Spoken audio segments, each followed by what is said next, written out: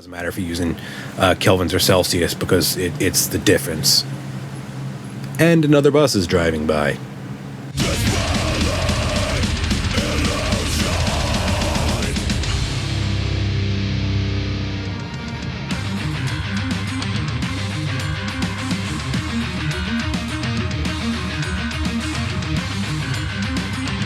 So here's where all this jazz works. I'm going to start off with our MOSFET here, our happy little MOSFET package. And this is an N-channel enhancement MOSFET. In from our Arduino and through our RAMPS board, we have our digital signal. This is our PWM that controls the switching of the gate of the MOSFET right here. So we have our gate, we have our drain, and we have our source. This is going to go through a couple resistors. We have a ground reference right here, and then we have a gate resistor coming in. Our source is grounded. And then coming in right here, this is where it goes out to our connectors. And our heated bed, which I'm just going to represent as coil. And up from the top, we have V+, 12 in our case.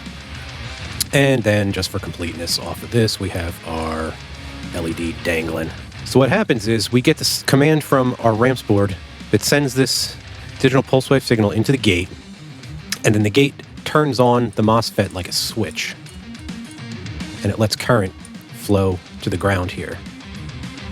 And that current's going to go through our heated bed, and, well, it's going to heat it. So when we talk about the MOSFET's RDS on, we're talking about R is resistance, so we're going to represent that with a resistor, drain to source, D to S, in the on state. So it's the amount of resistance we have between the drain and the source when this is on. And why that's relevant is this resistance acts just like a resistor, obviously, and we have to use Ohm's law.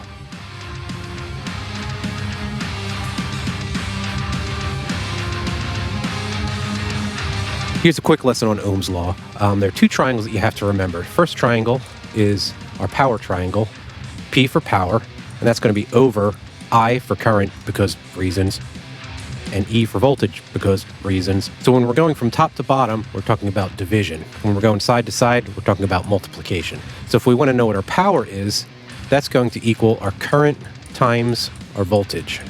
And likewise with the other things here. So we've got if we want to know our current, that's our power over our voltage. If we want to know our voltage, that's our power over our current. The second triangle we want to remember is E over IR.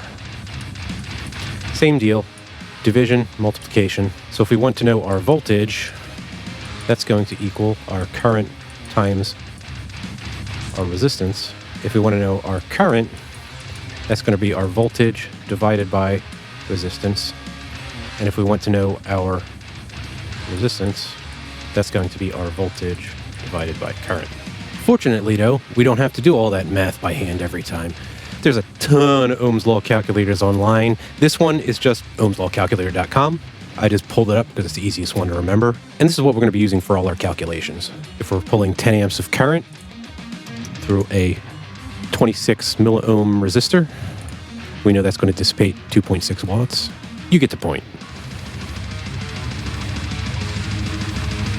First, we have to know how much heat we can dissipate. The problem is that's a running target, as we will see.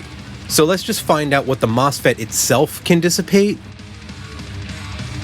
Under a reasonable range of possibilities, under 1 watt or so, you're gravy. Between 1 watt and 1.5 or 1.6, that's your caution range. And then above 1.5, that's when we're getting into danger. If you're above 2 or 2.5, then it could work, but you're probably not going to have a long and glorious life for your package. So here we go. Let's get to it.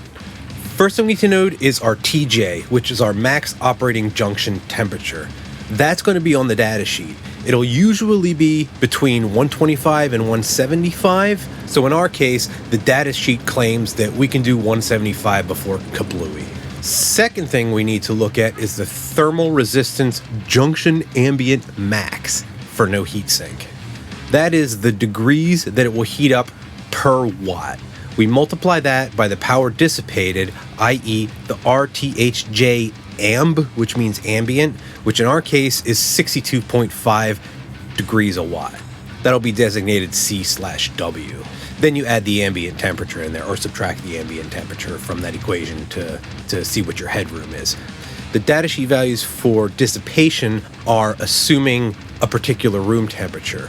So it's the difference between your room temperature and the package temperature. That's how much room you have. So let's say you have 120 degree package and you have a 25 degree room, you have this much room. You have a 50 degree room, you have this much room. So if you have like 100 degree room, you only have 25 degrees or so that you can dissipate on the package. So that's one of the reasons that it's a running target.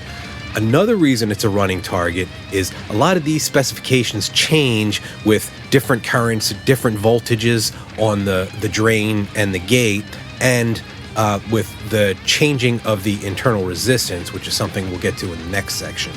But as a practical example, let's say we're burning 2 watts on our MOSFET. We would multiply 2 times 62.5 and get 125 degrees. If we assume a 25 degree room temperature, or what's that, like 77 degrees in Fahrenheit, we end up with around 150 degrees Celsius, which looks good. It's 25 degrees below our 175 absolute ZOMG max. The problem there is that the temperature of the room is not necessarily the temperature around our MOSFET. Our bed MOSFET in particular is butted up against the little blue output connectors that covers up a little bit of the surface area on the back that you can dissipate. Also, if we don't have moving air on it, which we usually don't unless you stick a fan in there, you have the heat from the MOSFET building up around it, and right to the left of it, you have the 2 other MOSFETs, which may or may not be hot, and then to the right of it, you have 2 polyfuses. Now, polyfuses, they work by heat by their design, and that's going to eat into our headroom a little bit. That's also in addition to any of the heat generated by other things around it. Your stepper drivers aren't too far away. They're going to kick off a lot of heat. Everything around a 3D printer is hot. And you can tell if you're printing in a small room, like I usually am, it heats up the room pretty good.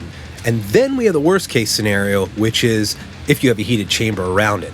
A lot of times if you're printing something like ABS, which is a plastic that was originally formulated for mold release, a lot of times what people will do is they'll either put a chamber with active heating on it, or sometimes they'll just use that ambient heat that's kicked off by all the components and stick a cardboard box over top of it or something like that. Anyway, we're just going to call that our makeshift heated chamber, and that could be anywhere from like 60 degrees to 85 degrees, and that has to figure into our equation, obviously. So that makes 175 minus 85 divided by 62.5, so we have 1.44 watts absolute max power case dissipation. Those numbers are not unreasonable, but they definitely land us at the top of the caution range that I mentioned earlier, so it's workable but not optimal. All this nerdlinger math is on paper though. In reality land, we have variables like parts not meeting spec, spike voltages, harsh environments, etc., etc. So we tend to build in a margin of error or a headroom into our design. The minimum margin for long life designs tends to start at 20%, i.e. derating our specs to 80%. But for rugged designs, usually it's double or 50% depending on what you're talking about. So now if we derate our max operating junction temperature to 175 times 0.8, then we have 140 instead of 175. And if we plan to cover our printer to make an 85 degree heated chamber, we're looking at 140 minus 85 divided by 62.5, which means our headroom is 0.88 watts max. That's a bit of an outlier, so let's assume just printing on a hot summer day at 30 degrees Celsius, 32 degrees Celsius, with an additional 8 degrees on top of that from ambient heating in the surrounding components. That seems reasonable. So then we have 140 minus 40 divided by 62.5, which is 1.6 watts. That's the maximum we can dissipate before our MOSFET starts to melt down, which is why I put in the range that I mentioned above. There's a bus driving by my window. If we increase that to 50% safety margin, that would put us around 1 watt, and that's why I called it the gravy category. So TLDR on package dissipation. If you have a heated build chamber, keep it under 0.88 watts to be safe, or keep it under 1.44 watts if you like to live on the edge. If you don't have a heated build chamber, keep it under a watt to be safe. Keep it under 1.5 or 1.6 watts if you want to live on the edge. So now that we know that, we can pick a MOSFET. But let's look at a couple other scenarios first. And those two situations are going to be fan cooling and heat sinking. For fan cooling, using a fan can easily drop that 62.5 CW number in half, depending on our CFM or cubic feet per minute.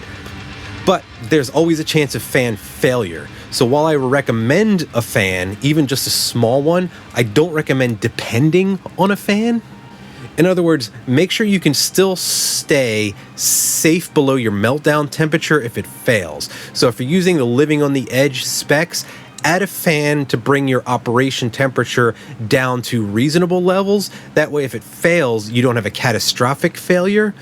But when it's working, you'll extend the life of your components and add some thermal safety margin on top of that. So let's move on to heat sinking, which means more math. This is how you choose a heat sink. So you're going to take the TJM minus the TA divided by power. Then you're going to subtract the RTH-JC and the RTH-CS to compute the max total thermal resistance by dividing the temperature difference between max junction temp and ambient temp by the power. Then you're going to subtract the junction case and case sink thermal resistances, which are both on the data sheet, from the value you got from that first part of the equation. And choose a heat sink with a thermal resistance that's lower than that number. Let's take a look at a practical example here. Our case to heatsink thermal resistance for a TO220 case is around 1.4 kW or CW, whichever. It doesn't matter if you're using Kelvins or Celsius because it's the difference. That's without thermal grease, or if you have thermal grease, it'll cut that down to a third-ish. So you're talking like 0.5 CW. These aren't numbers you're going to find in the data sheets, but they're generally more or less good. So let's take a worst case scenario and say that we're trying to max out our 15 amp power connector with our stock MOSFETs, which I don't recommend trying at home, but we're going to do this on paper. Now those MOSFETs will have around a 20 milliohm RDS on and will be dissipating a little bit over 4.5 watts. So if we plug in those numbers, we see that we can sink away that 4.5 watts with a sink ambient thermal resistance of 11 or better. I checked on DigiKey and I found usable heat sinks for 25 cents. So it's not that big a deal. I'd say it's well worth the investment. Adding a small fan on top of that is even better, but even just taking a little sliver of copper or aluminum that you snipped off of something you salvaged and bolting that to the back of your MOSFET, it's going to be better than nothing. So anyway, let's move on to two more possible scenarios to deal with this problem. We looked at heat sinks, we looked at fans. So now let's talk about possibly upping just the bed MOSFET voltage to 24 volts and also look at replacing the MOSFET with something better or different. Let's continue to say that we're trying to keep our MOSFET under 1.6 wattage, living on the edge figure from the previous example. The primary causes of power loss in switched MOSFETs are the RDS on and the gate charge. The gate charge is related to the bulk capacitance of all the parallel to vertical MOS elements, but we're switching at a low speed, so we really only need to be concerned with our RDS on, which varies with the gate source voltage, the current, and the temperature. And that's another area where building in a safety margin is good, because A, your MOSFET's probably not going to meet fairy tale data sheet spec. B, your MOSFET could be counterfeit or fake and be a little bit shy of the spec regardless. C, your MOSFET is going to heat up and you're going to increase your resistance that way. And D, as your MOSFET ages, you're going to drift in spec anyway. The stock 55 NF06 MOSFET varies between 18 and 23 milliohms at 10 volts on the gate under normal operating conditions. What's called the RDS on hot is going to be above that. Obviously, we just mentioned that. But in addition to that, we're sitting at 5 volts on the gate. So from what I measured across a couple dozen devices, the actual RDS on is between 15 and 40 milliohms. So I'm going to use around 25 as a reasonable value. Let's say we got decent MOSFETs that meet spec. They're not going to hit that 18 number at the 10 volts, but that seems to be the ballpark for the bulk of the MOSFETs that I personally pulled off boards and measured and bought from companies and measured. So we're just going to roll with that. So here's a very important, very simple equation. You're going to take your current squared, so multiply your current by your current, multiply that by your RDS on. That's going to tell you power loss due to RDS on. That's going to be dissipated right on the case. And like I said, we're not worried about our gate charge capacitance right now. So this is going to be the primary factor that we're going to use in the math from here on in to select our MOSFETs. Working backwards, we can use Ohm's law to calculate 1.5 watt danger threshold at 25 milliohms to find out what the maximum current is that we can handle. So if you plug that into our Ohm's law calculator, we see that that's 8 amps. And that's just to stay out of the danger zone. Now, when you see that people are popping their polyfuses because they're running more than the holding current through it, then you know they're running more than 8 amps, which means that in addition to using their polyfuses wrong, they're also frying their MOSFET and possibly risking their connectors melting down as well. So working from that information, we can again use Ohm's law and plug in 12 volts at 8 amps to figure out what the minimum resistance of our heated bed can be to stay within specs, and that's 1.5 ohms. Now that's what we consider to be right on the threshold of danger, and most heated beds are going to fall below or way below that resistance. Like, even if we just go by our polyfuses holding current of 11 amps, that's going to be 11 times 11 times 25 milliohms RDS on, and that's going to be putting out 3 watts, which will definitely kill your MOSFET very quickly if you don't have a heatsink. But on top of that, we're also talking about melting our connectors. So that's a whole different can of worms. Let's assume that we have a bed that measures 0.8 ohms, like I've seen some imports. 12 volts at 0.8 ohms is 15 amps through the connector. We're right on the brink of melting that connector down. And that's even assuming that A, the connector meets with the 15 amp specs, which it may or may not, and B, we're assuming that we properly connected our wiring so that we minimize contact resistance and prevent corrosion. I'm going to have another video on the connectors and how to properly connect them, tell you all the math involved with that, and explain why you melt them down when you plug stuff into it wrong. But it just goes to illustrate the dangers in our signal flow from V+ to our bed. So what are our options? We can replace the board MOSFET with something better. We can replace the board MOSFET with an external board, or, in accordance to Ohm law, we can increase the voltage to reduce the current, i.e. use a 24 volt bed. So let's look at each of those options. Bed power is on a completely different circuit than the power for the rest of the ramps. So we can happily plug in whatever voltage we want, provided we stay within the MOSFET's VDS rating, or voltage drain to source, which is 60 in our case, so there's no problem there. The other issues are keeping your board's bed on LED indicator happy and staying within your polyfuses rating or your automotive fuses rating, because those have voltage ratings too. Usually the little the blade switches that they use in cars that a lot of people use on these ramp boards are rated at 32 volts, so you should be fine.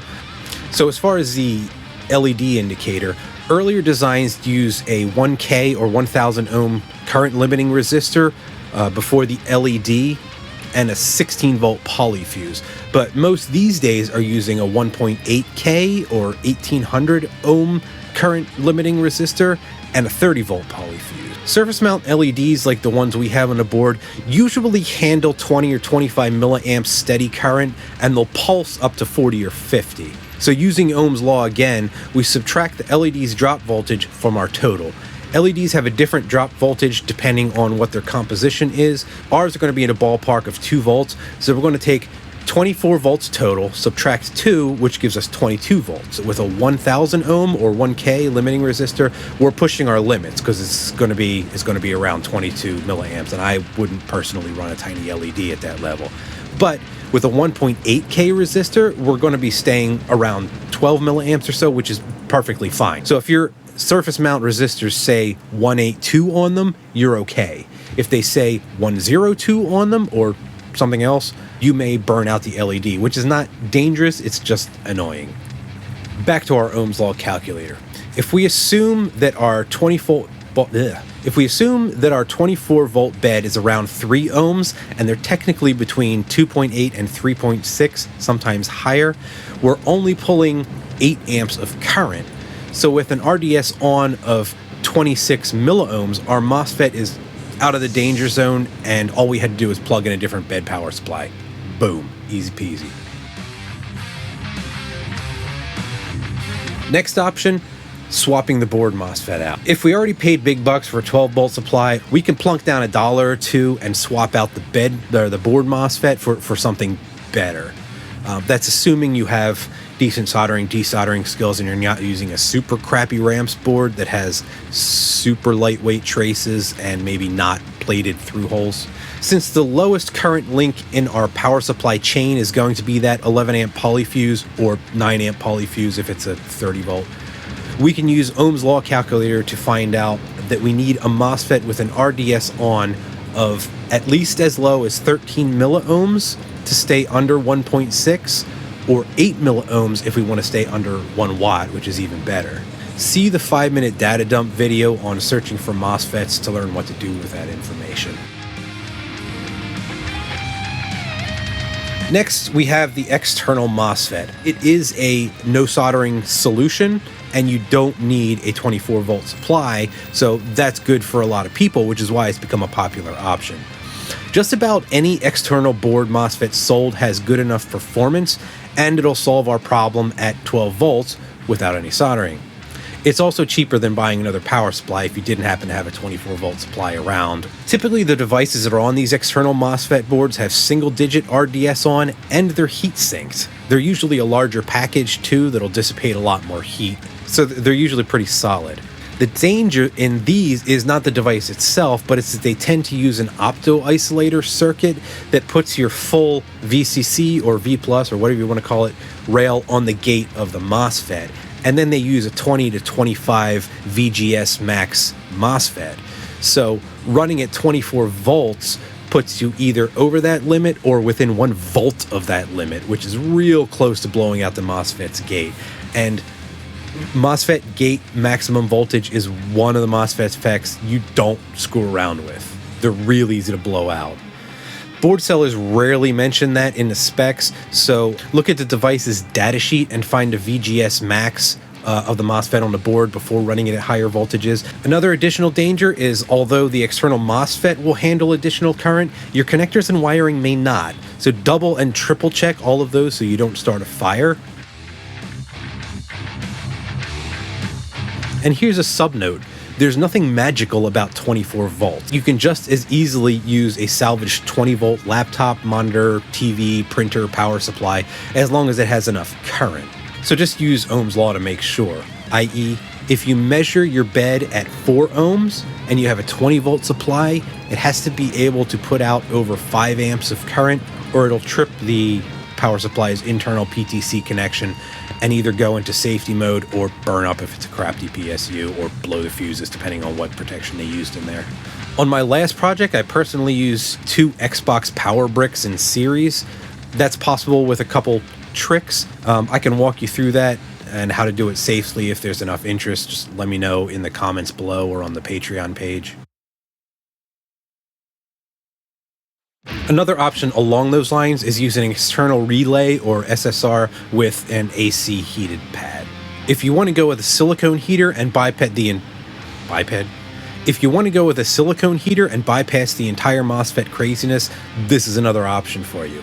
And this is really the only option if you're going for a really large heated bed where the currents can get nuts even at 24 volts. You also don't have to worry about melting your board connectors, which is nice. The downside is that your heating pad and anything that it might short to are going to be at mains voltage. That's why I put this option at the bottom of the list, because it's the most expensive. You also have to figure out your own bed and print surface, so it's a little bit more complicated, but it lets you use an enormous high wattage pad. I would also recommend highly, if you are doing anything at mains voltage on your workpiece, that you use an isolation transformer. So if you have some kind of galvanic isolation between you and the wall, you're going to be a lot safer than if you were just one slip and you're jacked right into the mains with an infinite amount of current, or at least as much as your house circuit breaker will let you fry with. Just make sure it'll handle the wattage of your pad. So, TLDR, top 5 recommendations for different options. Pick the one that works best for your life. Number 1, simplest option is going just to higher voltage on the bed, 24 volts or whatever, and using a RAMPS board that is already 24 volt ready. This is particularly good if you also plan on using 24 volts for your stepper drivers, which you should be doing anyway. I'll probably put that in a future video, but we'll just leave it alone for now. So when you're picking a RAMPS board, check your polyfuse and make sure it says 30 and not 16, otherwise you'll have to change it or bypass it and use an inline fuse.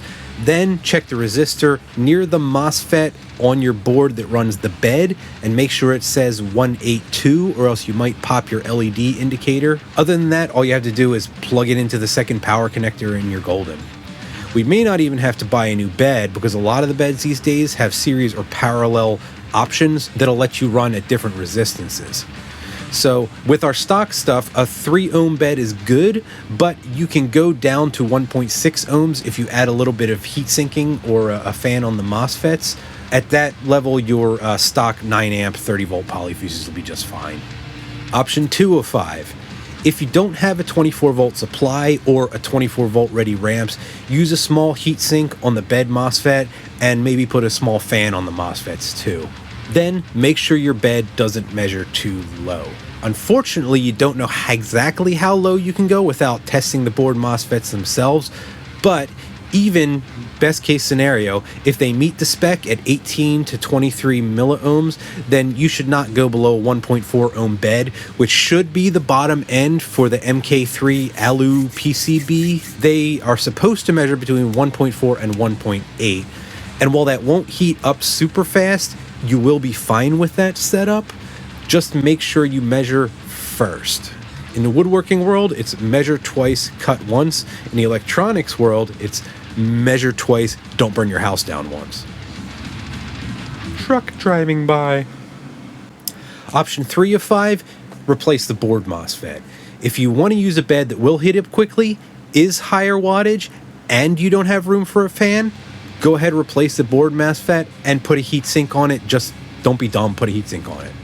You can get away with as low as 1.1 ohm bed without having to worry about the polyfuse if you just have a proper MOSFET. That will pull 11 amps at 12 volts. Just keep the RDS on of the MOSFET you choose lower than 8 milliohms. Option 4 of 5. If you're not good with soldering and you don't have a 24 volt supply, use an external MOSFET board and make sure that your wiring and your connections are good. Be careful that you don't blow out the MOSFET gates if you eventually move to 24 volts. And if you're going to do this, watch the connectors video that I'm going to be putting out soon. And option 5 of 5. If you want to use a huge heated platform or very high wattages that heat up very quickly to very high temperatures, use an external SSR solid state relay and a AC heated silicone pad. It's expensive and there's potential for wiring errors and more failure points, but it's the only option if you want to run like a 400 to 800 watt heating pad. Well, that's all well and good, you say, but what do you do, Alex? Well, I run a 24 volt supply for the bed and the stepper motors. I replace the bed MOSFET with something better, put a heatsink on that, and then I put a fan over the board to cool the MOSFETs and the stepper drivers. Overkill? Maybe. But I know that if it goes up in smoke, it's because I did something stupid, and it's not a fault of the bad thermal design or bad component selection. So that's it. Thanks for sticking through the whole thing.